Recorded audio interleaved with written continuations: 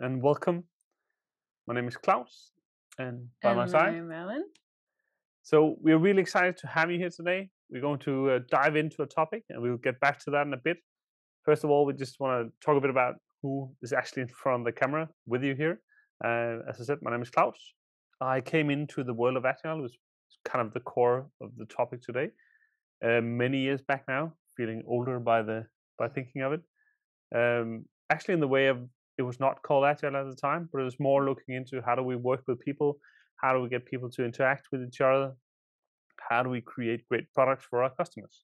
Hmm. Um, Later on, we found out that someone had actually coined that Agile, and so found a lot of great elements within Agile to use to work with organizations and teams to benefit from the effort that is really within. Yeah. How did you came into this then? Yeah, so I came into Agile maybe a bit less traditional way. So I was working primarily with nonprofit organizations on social projects and community projects and organizations that work in not for profit. And that was a very unusual space to work with Agile. But basically, we were having a lot of challenges with finding a way to make better outcomes. We wanted to make the best possible service, the best possible resources for the community that we're working for, and we were falling short of that sometimes. And we also wanted to find a way to work better together that would take better care of our own people. So I actually started exploring what was out there, what are the different methodologies, and that's how I came to Agile. Yeah, Hmm? kind of by accident. Yeah, and that's really kind of the core of why we're here today. Because as Ellen said, her way into Agile was maybe a bit less untraditional and coming not from the software industry. Mine personally was from the software industry. I started there. That was how I kind of came into Agile, and my way is kind of since then found out the way we can actually use it outside of software as well. Where Ellen's was actually beginning outside of software. So that's really Mm. why the two of us have found each other today to talk about Agile and actually Agile outside of IT, which is the topic of today's webinar, is figuring out. So yes, Agile was born at its core, was born in the software industry, but it has since then spread to many other industries. And we really want to dive into today, what does that mean? What can you utilize outside of IT when we talk about Agile? So is it which things are tied, you can say, to software production, and what challenges arises from that? If you're thinking about Agile and some of the stuff in Agile, we'll go through that later on. But which of the things are then challenging you when we talk about non-IT when developing products? Great. Mhm. So just to get a sense of who's in the room, we have a few questions for you guys. Yeah. So there's going to be a few polls. So just answer them as truthfully as possible. It's more to get a feel about who's on the other side of the camera for us. Yes, absolutely. Let me just find my polls here. There you go. And which one did you want first? Oh, the Agile one. That one? What? Um, how familiar? Yeah, Yeah. let's do that one. Absolutely. Yeah. So a poll should pop up on your screen out there asking on a scale of 1 to 5, how familiar are you with Agile? Um, and you can choose just beginning to learn about it in this webinar. Then we have a middle, I have some understanding of Agile. You have a 4 that's a little bit more, and then we have 5 if you work with Agile um, in your everyday. So the intention of this question is really to figure out who are you on the other side of the camera. So just in the sense of what vocabulary are we choosing today when we talk, Mhm. so we don't lose anyone, but we also don't bore anyone to death. Right. Yes. Okay. People are answering very fast. That's awesome.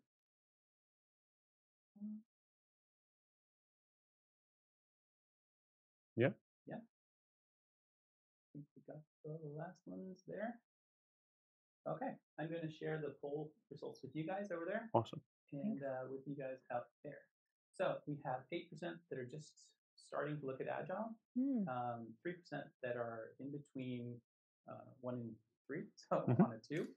We have 22% that have some understanding, 24% that have a little bit more, and then we have 43% that work with Agile, an Agile approach in their everyday. So All right. the majority are well versed. Yeah. All right. So at least we will not start on the how do you spell Agile. Sounds all right. good. Yeah. Should we also get some info about what areas of work people are in? Yeah. We have a second question for you guys. If you can give us a little input on what field or area of work you are coming from. Yeah. Absolutely. This is kind of our curiosity into what industry are you in. Yeah. Same procedure as before. So the poll should be popping up at you guys. And the question is, what best describes your area of work? So, and we have a long list here. Agriculture, food, energy, financial services, healthcare, life science, biotech, pharmaceutical, manufacturing, media, NGO, which I know you're interested in, Helen, sales, software, IT, transportation, or other. And if you select other, go ahead and write in the chat. And I can see we have Lima, I hope that's how you pronounce your name, writes physical product development. Mm-hmm. And we have a government too. Be careful. Yes, public sector, government. Yeah. Okay. Yeah. What sector are you in currently? Life science. Life science. Yeah. How about you? Energy sector. Yeah. Yeah. But it is IT though. At the moment. Okay. Yeah. I'm actually primarily working with a group that are life science, but around device assembly. So not IT at all. Yeah. Okay, I can see most of you have answered. I'm going to end the poll and share the results. It's a long list. I'm just going to generalize. We have a few with agriculture, energy, healthcare, and life science, about the same. Oh, and media and NGO. Then we have 22% software and telecommunications, and we have 27% that are other, and that, and we have some administration, energy trading, HR, and different sectors there. So that's very interesting. Great. Yeah. That's exciting. Yeah. Yeah. So with that, all that information, so we will try to hit you up with some information today on how to do this. We will actually try to go through some examples of what we work with outside of IT, what has helped us, where Agile has helped us, and we'll give you an introduction to a canvas actually that is used for experimentation. So more on that later. But how you can actually get started. So when this webinar ends, how can you actually start practicing with it yourself when you get back to your company? So that's really the content of today. But before we do that, we actually want to dive a bit into what is Agile, because we really want to put emphasis on that we need to separate the talk about the different elements of Agile, because it makes sense when we get to talk about Agile in the sense of non-IT. So what elements can we bring on or bring to that part of the industry, and which can't we? So we will actually start to dive into kind of taking Agile apart a bit and give you an introduction to the different elements.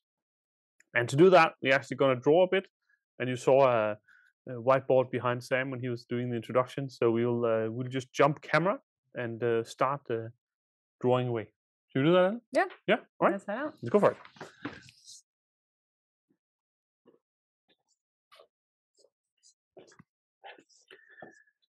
So as I said, we really want to introduce to you kind of the different elements or aspects of Agile. And to do that, we're going to make a drawing here behind us and try to explain what the concepts are and how they differ from each other. And what we actually want to talk about first is the mindset. So we want to talk about kind of the core of Agile, which is kind of the thing that if you want to work Agile, that should be it, at least. And when we talk about the Agile mindset, we talk about something called the empirical process model, which is really 3 words: transparency, inspect, and adapt. And having those 3 words be the core of everything we do.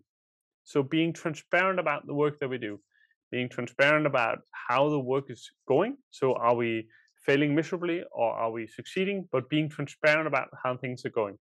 Also being transparent towards our customers about what it is that we are producing in the hopes that they will help us give the feedback so that we can create an even better product. Right? We have the inspection so that we show what we've done so that we can loop on it, so we can get feedback.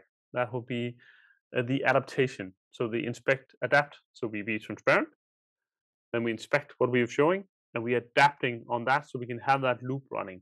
That is really at the core of Agile. So the mindset of Agile, of always asking yourself, are we being transparent about what we're doing? Are we brave enough to inspect the product that we're making? And are we even braver to, when we found out in the inspection that we're not heading in the right direction, to alter that direction with the adaptation? So that's really the core of Agile. Yes. Yeah, on top of that, there are 4 primary values that we find in Agile that I think you'll find apply to all of the contexts that you've mentioned you are a part of today. The first value is that we value people and interactions more so than we do processes and tools. So it's not to say that processes and tools are not important. Of course they are. But I think the values start here because there's a core here to Agile that is person-centered and human-centered. And basically, we can all recognize that people are what drive value as opposed to products and tools. So this is where we start. And then we can move on to the next value, which is working software is the original language, is valued over comprehensive documentation. So this is where we're getting our first hint that this was created in the software context, but actually the creators of Agile themselves, or the people that have put the text together, have actually said themselves that they a little bit regret that they use the word software here, because it is applicable to any context. And you could rework it to say something like working products or working services are more important than comprehensive documentation, meaning we don't have to spend as much focus and time on documenting what we're doing, but let's just see, does this product bring value? Let's go out and make sure that it works, and we'll get that immediate feedback as we go to see if it is useful or if we need to amend something. Yep. Then we have customer collaboration over contract negotiation. And again, here you might say, okay, this is also sounding a bit software-y. But again, it could be changed. The language could be something like end user or community user, community member, and putting them at the center of everything that we do, as opposed to valuing the contract that we have with them. So I think, again, this connects to that first point, that it's a very human-centered approach of working, because nothing is more important than delivering something of value to that end user. So they should be what we're putting the most energy and effort into, as opposed to that contract and negotiating terms in a transactional way. It should be about what brings people value. And the final one is about responding to change. And we've already gotten a hint from the mindset that this is pretty much one of the most important values that we have. We have to be able to adapt to change rather than following a concrete plan or a pre-existing plan, because again, we need to respond to the environment and the needs and our evolving understanding of what the environment and the needs are. So we always say that we should welcome change and embrace it and respond to it rather than following a pre-existing plan.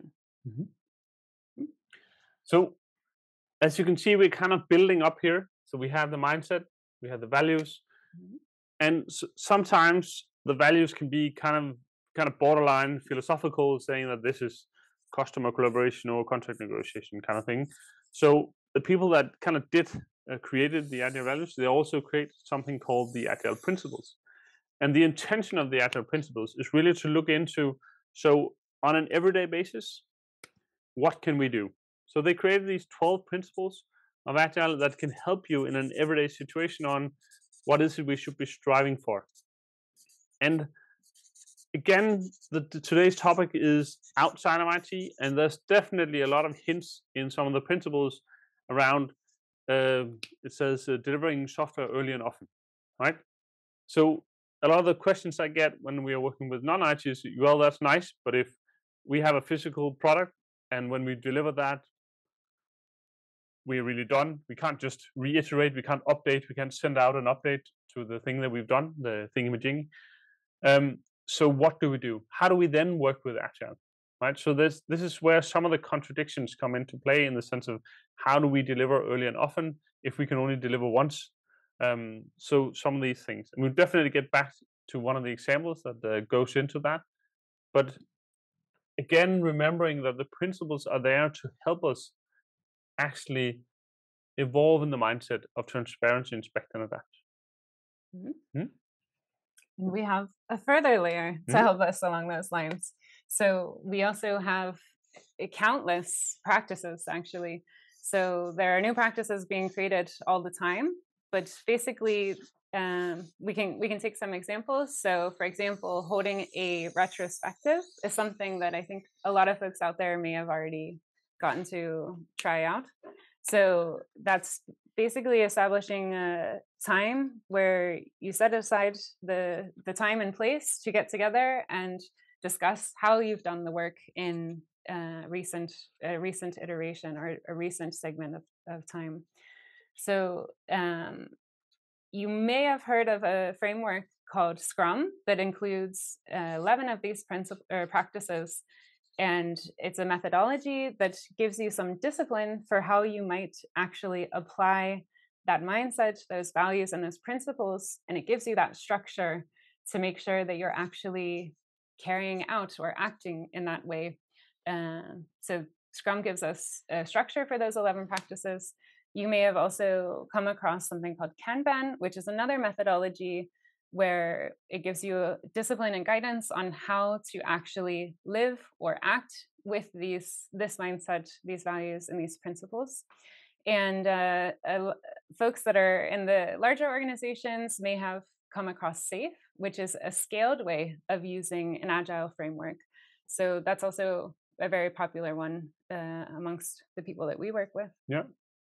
So, and that's really to say that, so the practices, there are so many of them, and there's, Ellen also said, there's new coming every day, right? And the intention of the practices is, again, to help us, how do we become more agile? And I think some of the practices, even with the best intentions, or they started also in the software industry. And they are, if you look at Scrum, which is really one of the predominant practices used in Agile, it has sometimes become saying, oh, wait, you work Agile, oh, so you work Scrum. But we really want to differentiate between the two and saying, so Scrum is not Agile, right? It's practices helping you work more Agile, but differentiating between the two. Because you can work Agile without Scrum. Sadly, you can also work Scrum without Agile, but that's more kind of a bot than, so we work with Scrum, but we do something differently. So it's more on the negative side that you can do Scrum without understanding what it is that we're actually trying to achieve. So that's on the bad side. But the predominant practices are definitely Scrum. That we can also see that SAFe and other scaling frameworks have won impasse over the years, and they are also kind of based in the IT industry. So what does that mean for companies that are not in the IT industry, and how do we then work with it? When these are the predominant practices, what can we take with us, and what do we have to leave behind when we are not doing IT? Which really leads us into the kind of the final layer of this thingy, the onion thing that we are drawing here, is the tools. Because the tools, so if there's a lot of practices, there's a gazillion tools in this. There's so many tools out there that try to help us with implementing practices or with implementing principles to try and help us become more agile. So that's really the intention of the tools, right? They want to help us become more agile. And there's, I don't know, there's Jira, SendHub for some of you, none of you perhaps. And then there's also Microsoft DevOps. There's a lot of tools. You can say Miro is a tool. You can say that Post-its is a tool. So there's a lot of tools in general that try and help us work more agile and become more agile. Mhm. Yeah. Yeah. I have a quick question Yeah. in the chat. Jeanette asks if you have a definition of the values and principles rewritten for non-software. You kind of translated them on the fly here. Yeah, Do you know I if did. it exists out there? I think many people have different interpretations translated into the vocabulary that makes sense for them. But I'm very happy to write out what we've just talked about. So there's definitely different suggestions out there Mhm. in the sense of in non-IT spaces. There's I think there's multiple suggestions on what they could be. So we can definitely share something in the material at the end in the follow-up. Yeah, because there is other people than us that have had the thought of how does it work outside of IT. Definitely. Yeah, we have kind of touched on it, but I wanted to add one little nuance to our model here as well, which is a spectrum of impact and visibility.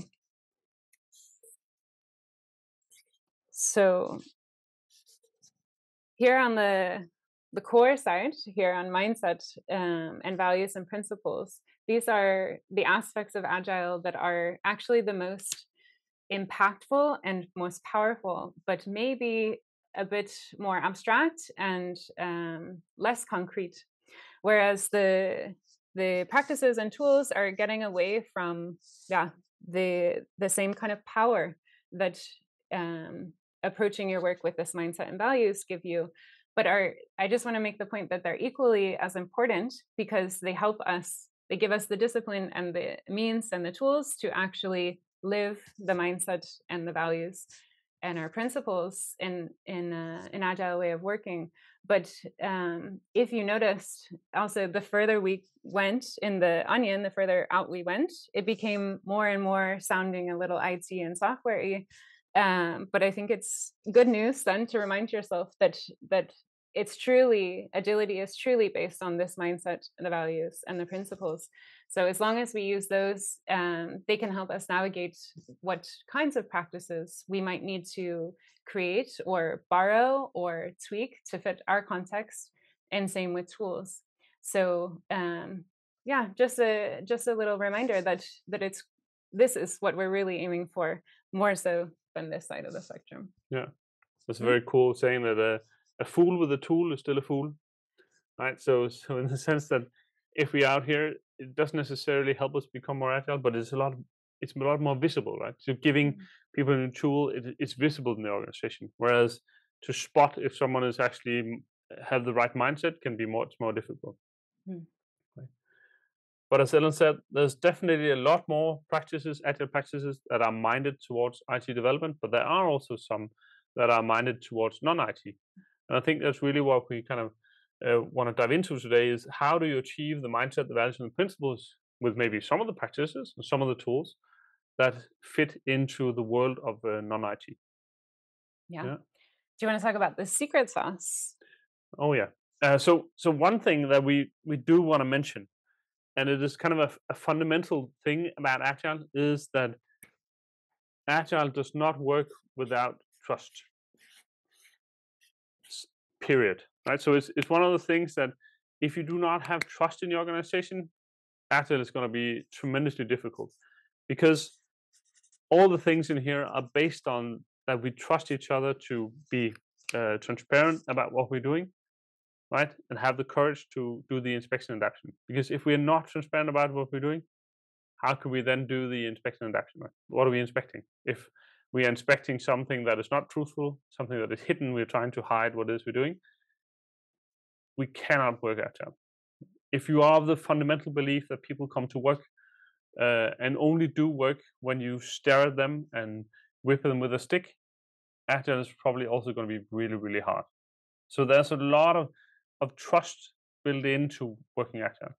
It will not work if you do not have that trust in your organization. So be mindful about that when you think, hey, we want to do Agile in our organization. How do you then establish the trust if you do not have it? Because being transparent about your project, for example, if you know that someone is going to come and hit you in the head, if you say we're probably going to miss the deadline, So what you choose to do instead is say, yeah, we'll hit that deadline, right? And you smile and you hope that you somehow will do a magic trick that will make you hit the deadline. Then Agile is going to be really tough, because how can we then make informed decisions if we do not know what the situation is? Yeah. So trust is very important in this. All right. Yes.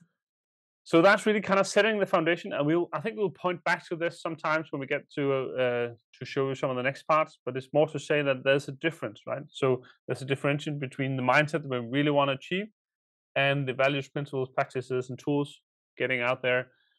And some of the things you can choose between, and some of the things you have to really stick with and hold on to. All right. Great point.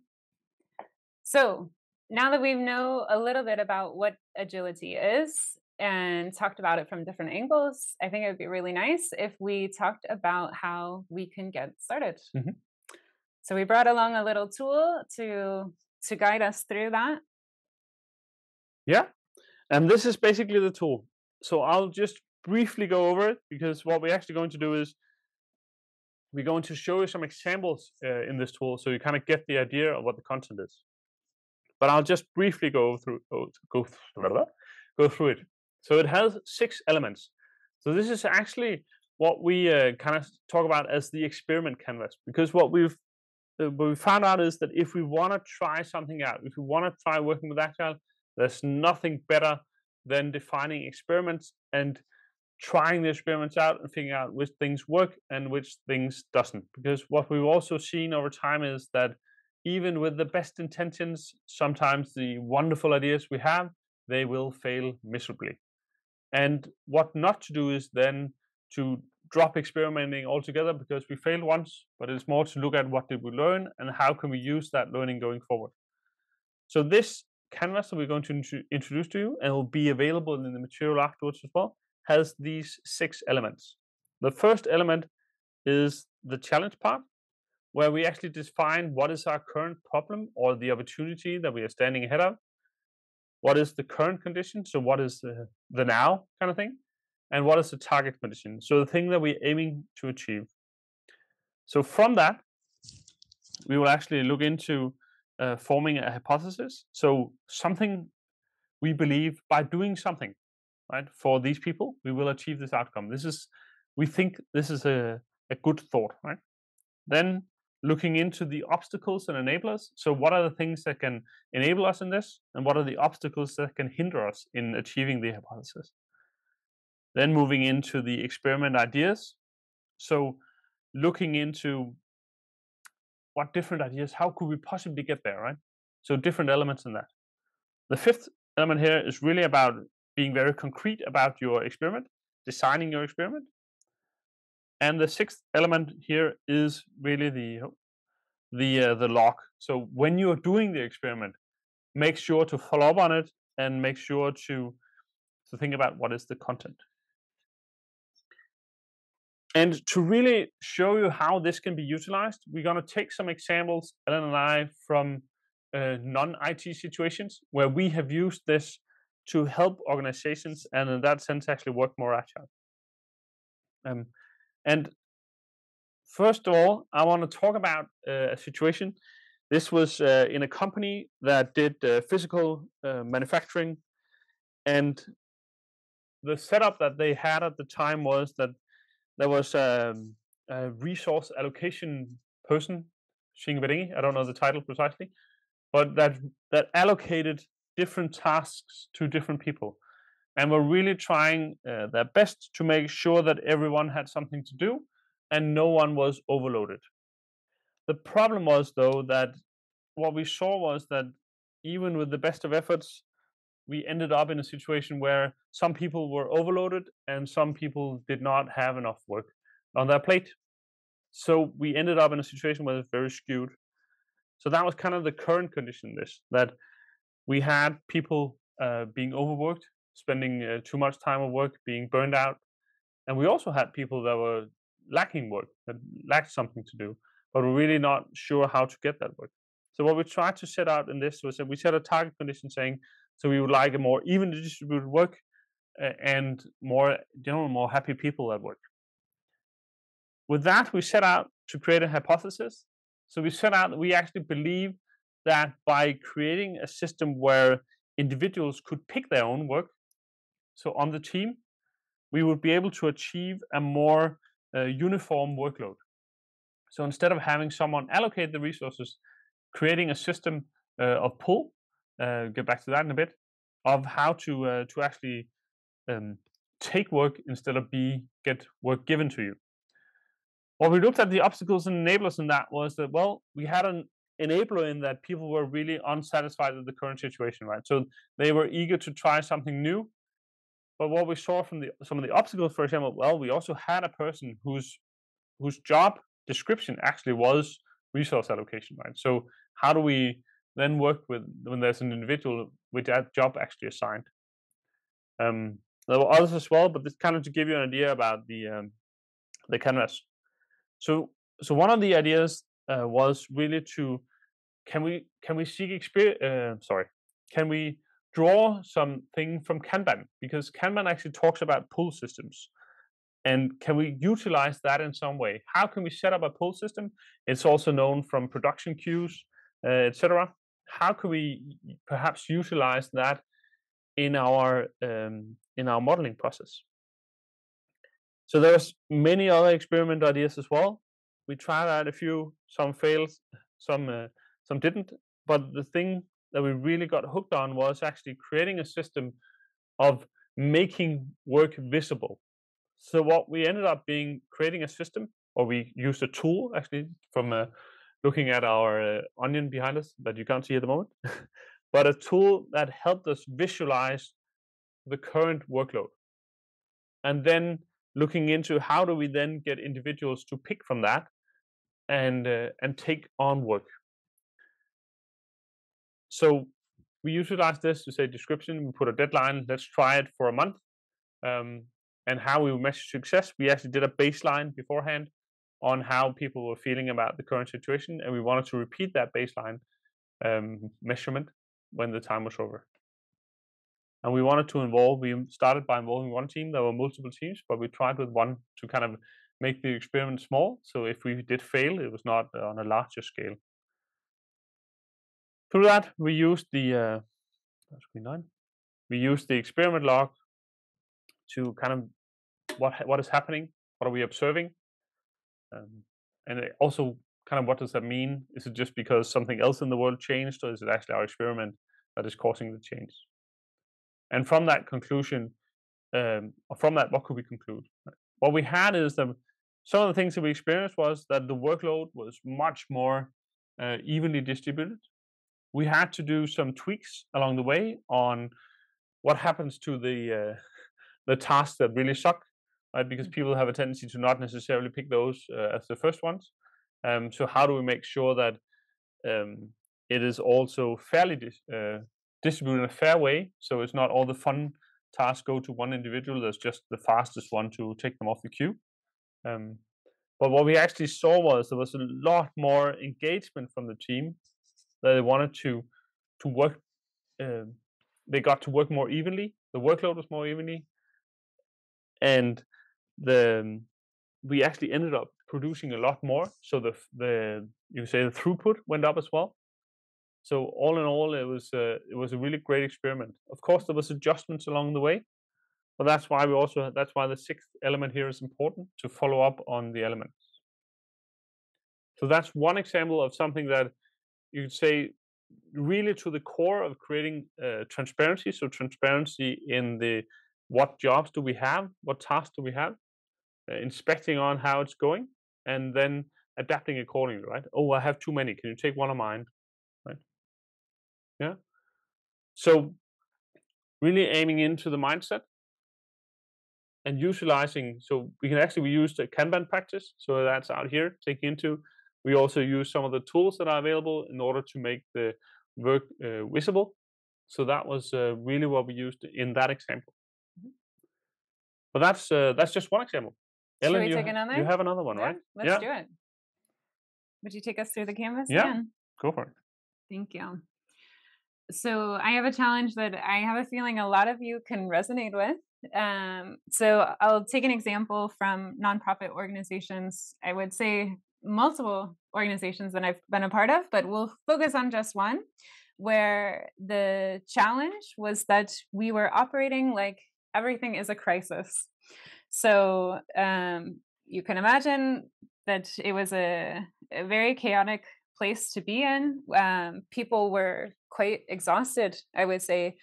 A lot of sickness, to be honest, and not a lot of excitement, not a lot of momentum, and not a lot of satisfaction in the team. There was also a lot of incidents of over creeping a work-life balance, I would say. So these were challenges that we really wanted to be mindful of. And we, on top of the fact that we weren't taking good care of our team, we also were not necessarily finishing much work. And that was also not very satisfying, very motivating, nor was it serving much of a purpose.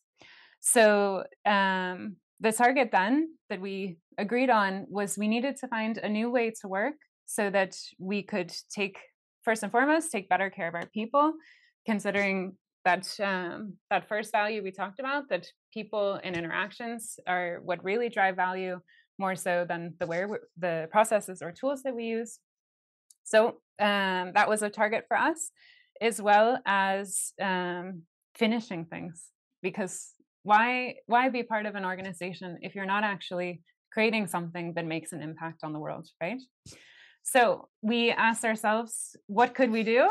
We have this belief that if we could create focus and true prioritization, I read once that the plural of priority didn't even exist until the late 90s or mid 90s, because priority, if it is a true priority, should be singular. So we believed that if we could find that true prioritization, we could create focus, we could alleviate that burden that the team was carrying with them. And we would reduce our workloads, and we would then be able to achieve better impacts and more important impacts for our community. So with this belief, we sat down and thought about, okay, what are our factors here? What are the obstacles? What are our enablers?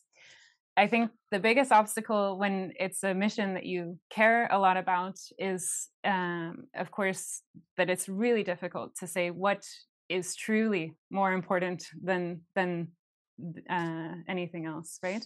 Because we're very passionate and we believe that we need to do as much as we can, then it's really an obstacle to say this is a priority over that. I think that was the biggest challenge.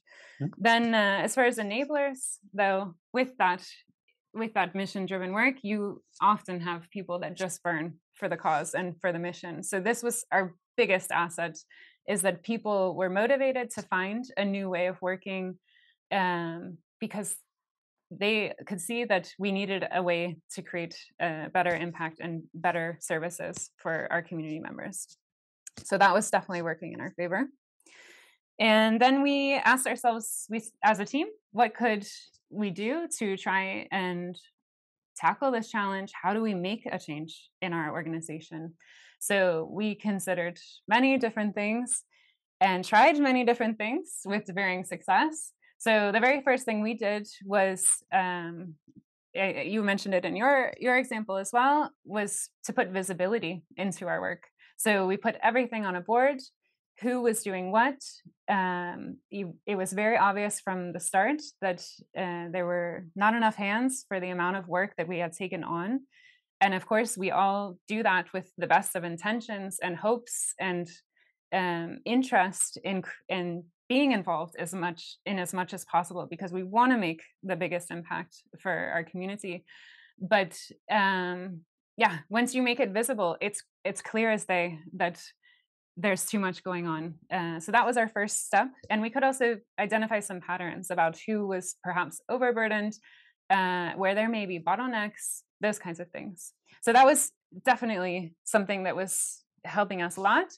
But then we tried our next experiment, which was this concept of voting by feet, or voting with your feet. So it's this concept we use in Agile to say that if it's interesting and worthwhile to do, people will naturally choose to do it, and they will self-select to work on those things that are most important. So we said, let's try that here. Let's give the freedom and the decision making up to the team, and trust that they have the best insight into what we should be prioritizing. We tried that for only 2 weeks, to be honest, because very clearly it was obvious that it wasn't going to be a successful strategy for us, actually, because in small and medium-sized organizations, and I can imagine large organizations as well, it meant that there were even more bottlenecks because we were all going in different directions, and we all had slightly different opinions about where we should be putting our focus and energy. So as a consequence, you had everyone doing different things and waiting then for their colleague to take it up. But yeah, it was not the best use of our energy, because then those things, again, didn't end up finished. So we cut that experiment a bit short, and then we decided that what would really be useful here is to sharpen our understanding of our purpose and get it to a very concrete level. So instead of this abstract, fluffy idea that we want to change the world and all of that, we had to be really specific about what was more important to put focus on over other things. And this process was incredibly difficult to put down into words, but we used a strategy that we touched on earlier when we looked at the Agile values. We used a process of asking ourselves what blank is even more valuable than something else. So we value all of these things, but we have to make some stratification about what is the most important. So we went through a long process of articulating what those things were, and I wrote down some of those examples that I want to share with you guys. So we decided that what we needed in this point in our organization's history was to focus on quality of existing services and resources, even over the temptation to create new programs. We had brilliant ideas. We wanted to get involved in collaborating with others in many different directions, but we really struggled with this one, but we knew it was so important that we had this guiding principle that quality of existing services and resources were even more important, or even over creating new programs. The next one was also, I think, a value statement more than anything. It was that we decided that we value collaboration even over focus. And it might sound a bit counterintuitive in this example, because all of our team were saying, I need the time and space to be able to focus and actually do this work and see it through to the finish. But in reality, collaboration was the only effective way to get there to the finish line anyway. So we had to pull people out of their need or their tendency to go off in the corner and work on their own, and say, no, we have to prioritize collaboration over focus. Another statement we chose was to keep the team small, even over growth. Again, a very hard challenge when you might have the opportunity by growing to serve more people, have a bigger, maybe a broader impact on your mission. But with what we were dealing with in our organization at that time, we knew we had to prioritize the people that we were already working with and the communities we were already working for, and had to sort of put this HR strategy forward that we would keep the team small. And on top of that, we decided to prioritize recruiting for expertise as opposed to potential. So that was a set of even over statements that we adhered to and stuck to for 3 months. That was the experiment there. Mm-hmm. And then we modified. Yeah. All right. Awesome. So we are, I just actually want to give you a small example of something else. I won't use the canvas, but just kind of drive you through it, just kind of quickly, just to give you an idea of something else, because the 2 examples that we've had have actually had something to do with people and how do people work together. So can you utilize the mindset and also some of the values and principles practices in, for example, hardware production. So I was with a company where they had really trouble, and they loved the concept of the agile mindset, but more into how do we work with it. When we have a physical product, when we launch it, it is launched. We launch 4 or 5 million items at the time, and it is not um, it's not possible for us to go and fix it because it's in people's homes, and we can't just bathe in and do something stuff to it. So when it's out there, it's just out there, done, period, right? So how do we then work with this transparency, inspect, and adapt loops? How do we create those loops? And through a range of experiments, what we actually came up with was that our kind of point of no return was after the test station. We kind of named it the test station because when it passed that, it was kind of like, well, then it goes to the customer, and then we're done. We can't loop anymore. So the whole experiment came out to how do we get faster to the test station? Because we wanted to see how can we create routes, different routes to the test station. So if we had a problem, if we had a concept, oh, how are we going to do this? So instead of trying something out and getting to the test station, what we decided on that we always had to start at least 3 experiments that tried to solve the same concept. And then the race was on. So which of these 3 made it first to the test station? And this was really from our knowledge that sometimes with our best intentions, the experiments fail. So instead of just trying one thing out, oh, that failed, going back, trying something else, then actually starting up multiple experiments and figuring out, okay, so 2 of them made it to the test station without failing, but this one is more expensive than that one, so let's choose that one, right? So just really thinking about how can we scale up the speed of experimentation, because what we can see in companies today is what keeps companies alive is their ability to adapt to whatever changing things are in the world. It is going so fast. So how can we rapidly get something done? How can we rapidly get some customer feedback and get that running? Mhm. So that was just kind of a small example on how you can also do it in a kind of a hardware manufacturing side. Yeah. I'm really curious to hear what our audience may be Yeah. thinking about, what questions may be on your mind. I'm excited that we had such a wide range in the areas of work. So maybe we could dive into the questions that the Yeah. audience may have. Really see if See if Yeah. things resonate or not. And Yeah. that would be really exciting. Yeah. Yeah. Should we sit down? Shall we? Yeah. Let's do that.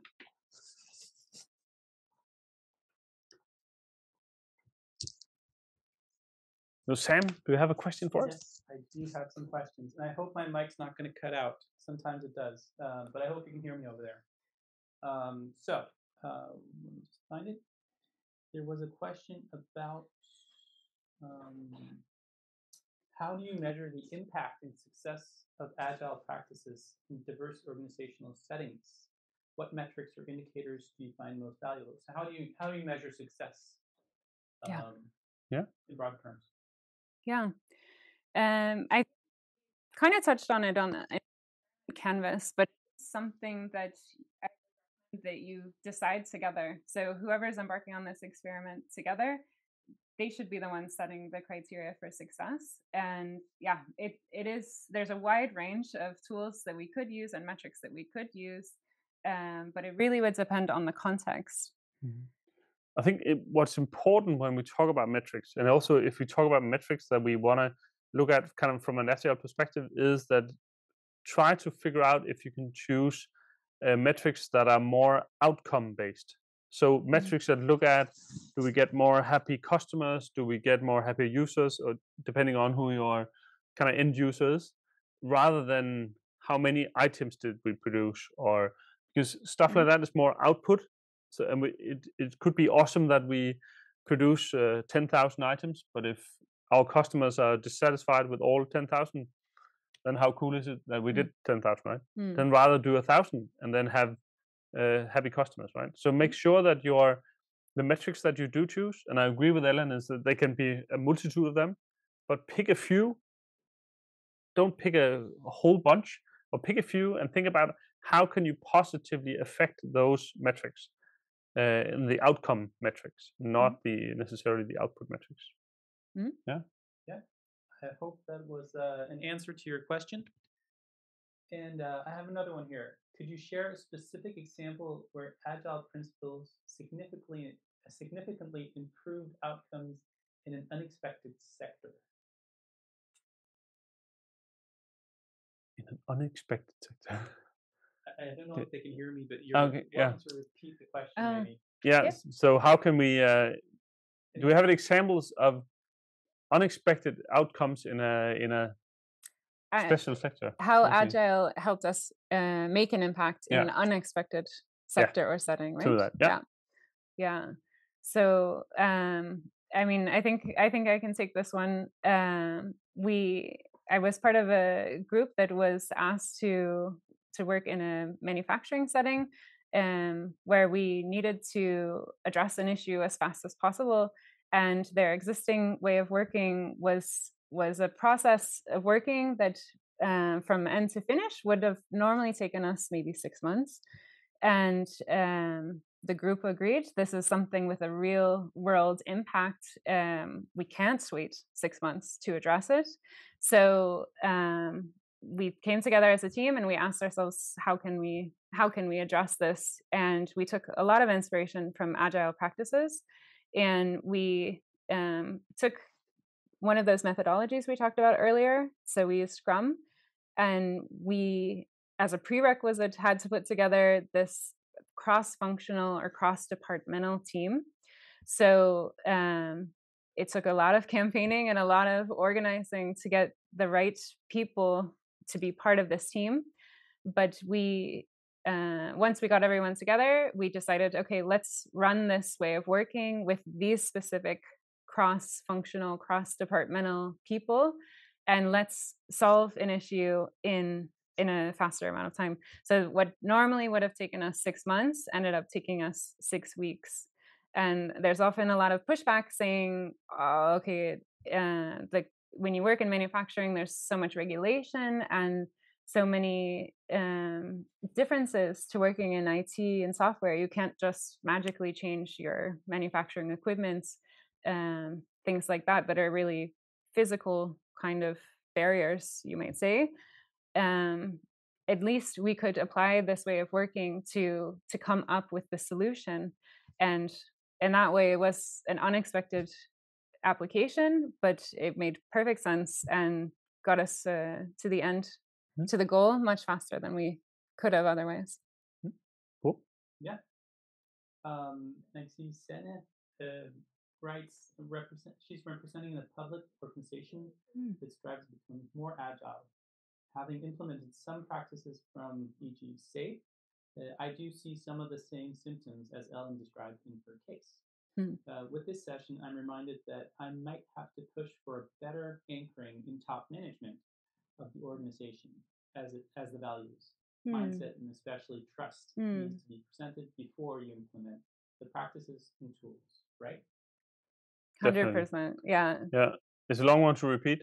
I hope you all have time. Hear that. But it's so in the essence of, it's important that also higher up in the organization that understand kind of the mindset and the principles behind it, and not just that you can do Scrum in your team, so whatever you want to, but it doesn't really matter for us as leadership, because it has a huge impact on leadership as well. And Sam also mentioned the trust element, right?